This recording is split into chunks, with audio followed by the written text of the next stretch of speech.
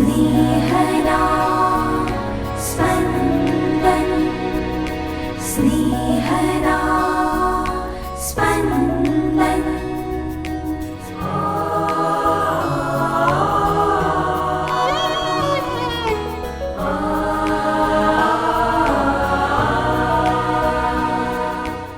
પાસ્ખા ઋતુના 7મા અઠવાડિયાનો ગુરુવાર.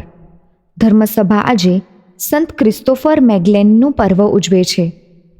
આજના શુભ સંદેશમાં પોતાના ક્રુસારોહણની ઘડી નજીક જઈ રહેલા પ્રભુ ઈસુ આપણે માટે પ્રાર્થના કરે છે. ઈસુની ઈચ્છા છે કે આપણે ઈસુ સાથે વસીએ, જેથી આપણે ઈસુનો અસલ મહિમા જોઈ શકીએ. ઈસુના આપણા પરના પ્રેમની કોઈ સીમા નથી. સાંભળીએ સંત યોહાનકૃત શુભ સંદેશ, અધ્યાય 17, કડી 20-26. હું કેવળ એમને માટે જ પ્રાર્થના કરું છું એમ નથી, પણ જેઓ એમના ઉપદેશ દ્વારા મારામાં શ્રદ્ધા રાખનાર છે તેમને માટે પણ હું પ્રાર્થના કરું છું કે તેઓ બધા એકરૂપ થાય.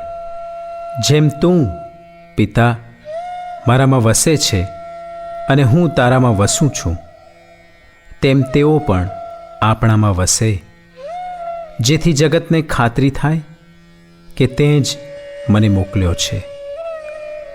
તે મને જે મહિમા આપ્યો છે તે મેં એમને આપ્યો છે, જેથી આપણે જેમ એકરૂપ છીએ તેમ તેઓ પણ એકરૂપ થાય.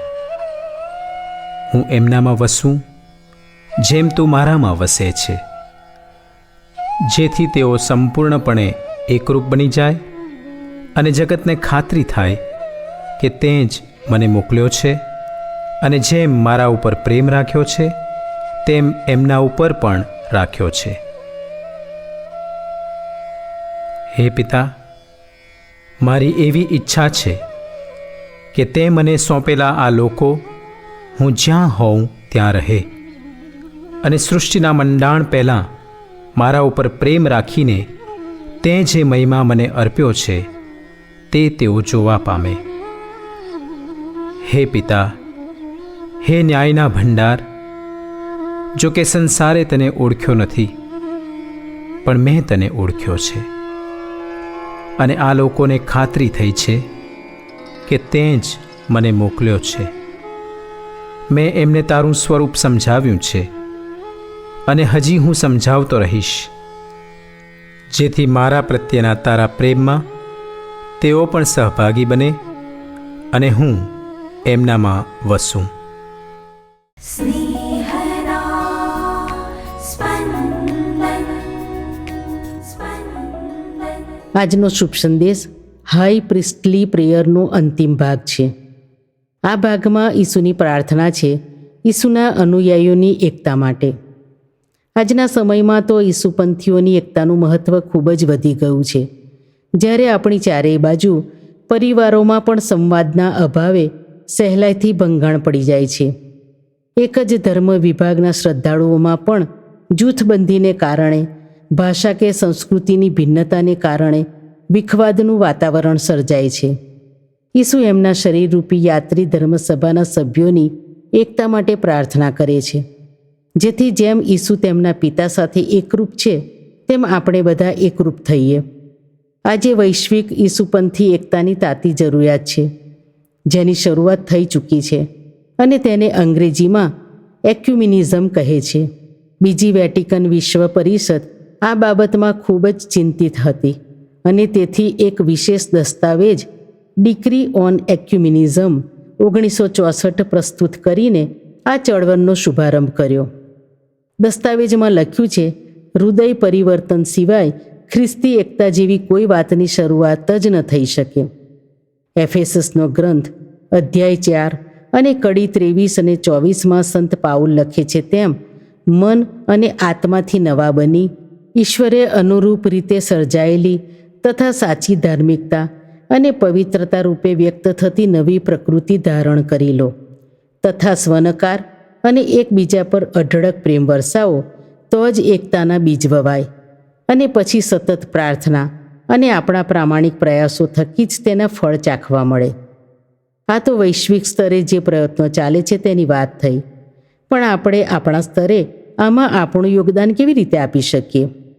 સૌપ્રથમ આપણે આપણી ધર્મસભા વિશે પૂરું જ્ઞાન મેળવીએ, આપણી શ્રદ્ધા અને આપણી માન્યતાઓ બરાબર સમજીએ, જેથી અન્ય ખ્રિસ્તી પંથો તેમના સંખ્યાબળમાં વધારો કરવા માટે આપણી સાથે વાહિયાત અને પાયાવિહોણી વાત કરે તો આપણે ભરમાઈ ન જઈએ.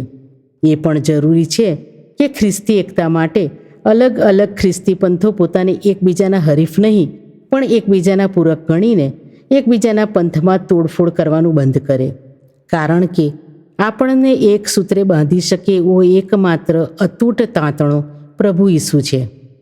આપણા ધર્મ વિભાગમાં આપણે ભાષા, સંસ્કૃતિ, વિસ્તાર, રાજ્ય એ બધું ભૂલીને સંત પાઉલની શિખામણ કે હવે કોઈ યહૂદી નથી કે બિન યહૂદી નથી, કોઈ ગુલામ નથી કે મુક્ત નથી, કોઈ પુરુષ નથી કે સ્ત્રી નથી, કારણ તમે બધા ઈસુ ખ્રિસ્ત દ્વારા એક થઈ ગયા છો.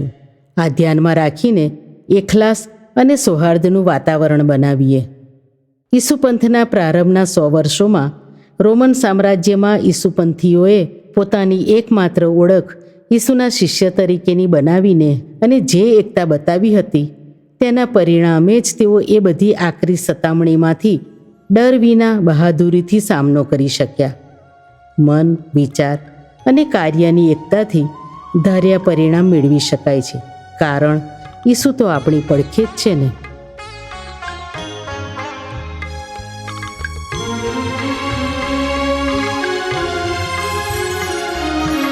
વાલા ઈસુ મારા વાલા ઈસુ, હૈયામાં મારા વાલા ઈસુ, વાલા ઈસુ મારા વાલા ઈસુ, હૈયામાં મારા વાલા ઈસુ.